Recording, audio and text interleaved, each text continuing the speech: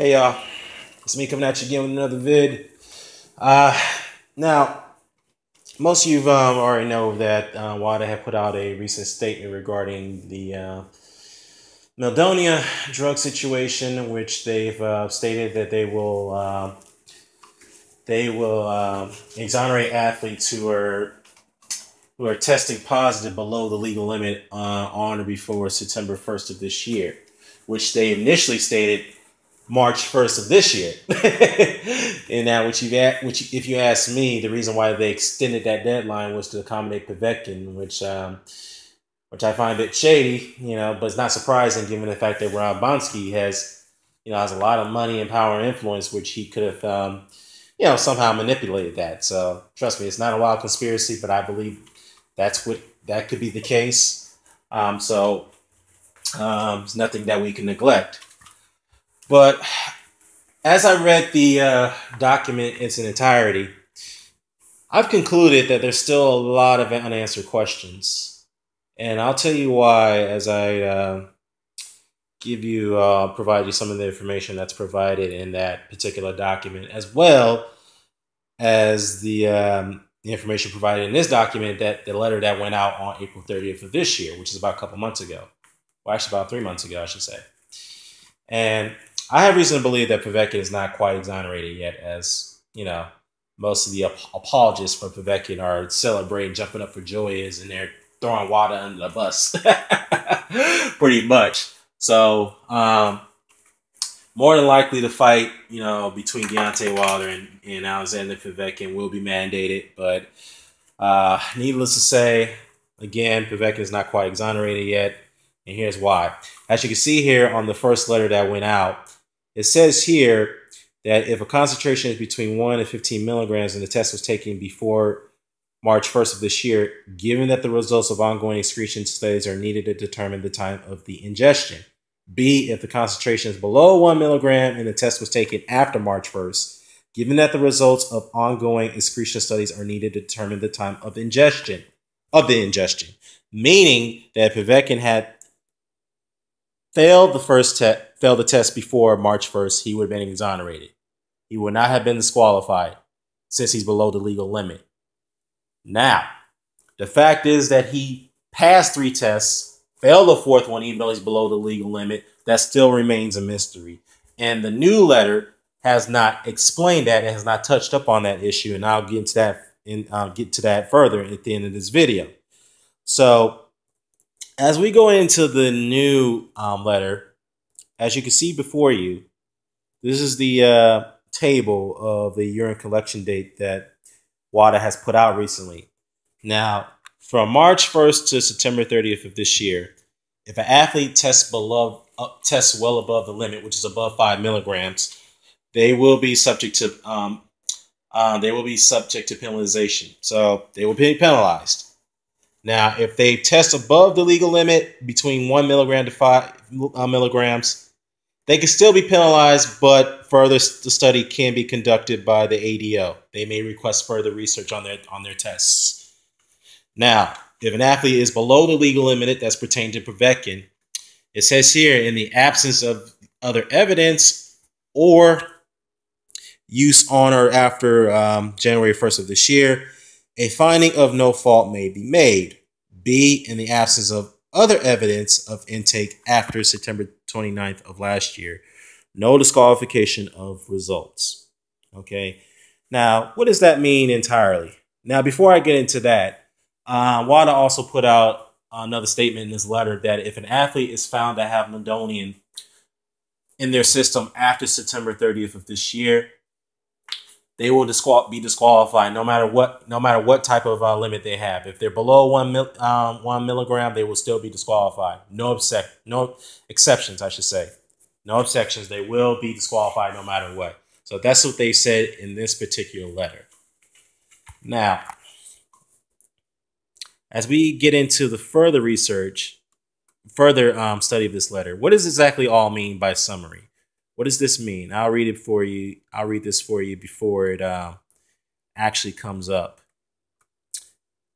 So it says here, to summarize, this means for the urine urine concentrations of meldonium.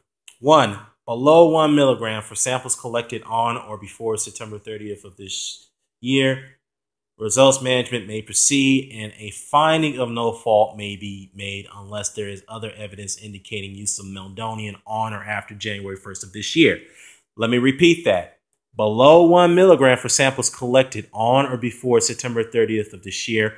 Results management may proceed, and a finding of no fault may be made unless there is other evidence indicating use of meldonium on or after January 1st of this year.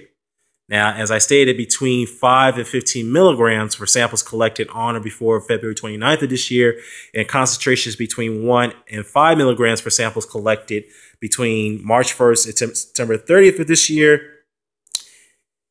ADOs may contact WADA Science Department for assistance facilitating scientific review and interpretation.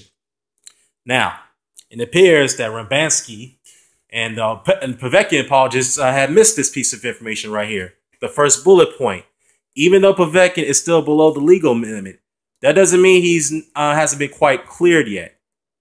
So it says here again that he may not be at fault here unless there is evidence indicating that he used meldonium on or after January 1st of this year.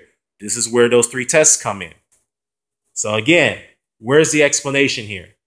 How can he have passed 3 tests and failed the 4th one? Now, one argument I heard is that meldonium is stored in fat cells, and the excretion period cannot be detected because it could be the meldonium is stored in those cells between. It's not determined. This is the argument I've heard. It can be stored in fat cells, and by the time that Povetkin had took the 4th test, submitted a 4th sample, that's when the excretion time came out, and that's where the detection had occurred. Maybe that could be possible, but it also should be noted that Povetkin also subjected to a blood sample. So if the meldonium went undetected on the 3 urine samples, and they explain how did it go undetected on the 3 blood samples that was taken. So that right there is very, very difficult to explain. I haven't heard an explanation about that. Okay, so this is where he's still under investigation, and this is where he's still subjected to a review here. No one has yet to explain that. And this particular letter here, the statement, has not addressed those 3 tests that Povetkin had passed and failed the 4th one in the B sample. And WADA hasn't made an official statement about Povetkin's case particularly. Well, what's that all about? Why haven't they made an official statement about his case? So, with that being said, Mauricio Suleiman of the WBC has been made aware of the updates. They have been made aware of it, and they have determined that they will still come to a ruling within next week. So I find that quite odd, because if they've seen the latest statement that was put out by WADA, then why have they made an immediate ruling?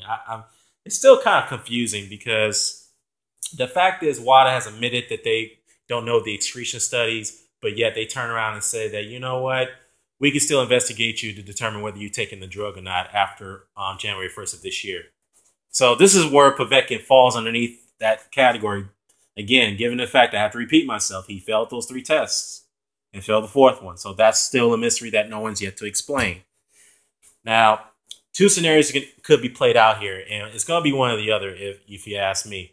1, Povetkin will be completely exonerated by the WBC. He'll maintain his mandatory ranking status with that organization, with that sanctioning body. 2, the WBC could rule is that, you know what, given that you failed the 4th test and passed 3 prior tests within those period of days, we're still going to have to suspend you. However, we will maintain your rankings with us, your mandatory status with the WBC. That's what's going to happen. So the bottom line is Povetkin is going to maintain his mandatory status either way, and Wilder's going to have to fight him. And I think Wilder should fight. I think Wilder should fight him, and I think Wilder will beat him. If you ask me, it should be done on his terms. That's just my take on it. Now, to the Povetkin apologists out there who keep claiming that meldonium is not a PED, well, explain to me that while it was legal, why did Povetkin take the drug? Because based off my understanding, based off what I researched, meldonium is only used for serious heart conditions. for serious medical conditions, particularly to the heart. And this is why Maria Sapova had used it and she got a prescription for it. Povetkin doesn't have a history of heart conditions. Why did he need it? Why did he take it? I'll tell you why he took it. If you look at the Marco Huck fight, he had gassed out badly, had terrible stamina prior to the Marco Huck fight in fights with Hasim Rahman and so forth. Terrible stamina. But why is it after the Marco Huck fight, he showed incredible stamina? He was able to improve his stamina and conserve his energy over a short period of time. How was he able to do that? Yeah, you could say that, well, it doesn't matter because the drug was legal back then. But yeah, it does matter because you're claiming it's not a PED. If it's not a PED, then why did he use it? He used it to improve his stamina, to improve his conservation of his energy. Meaning, when you improve your stamina, it improves your performance. There you go. Now, I'm going to post a link to the statements below. Let me know what you think. I'm out. Peace.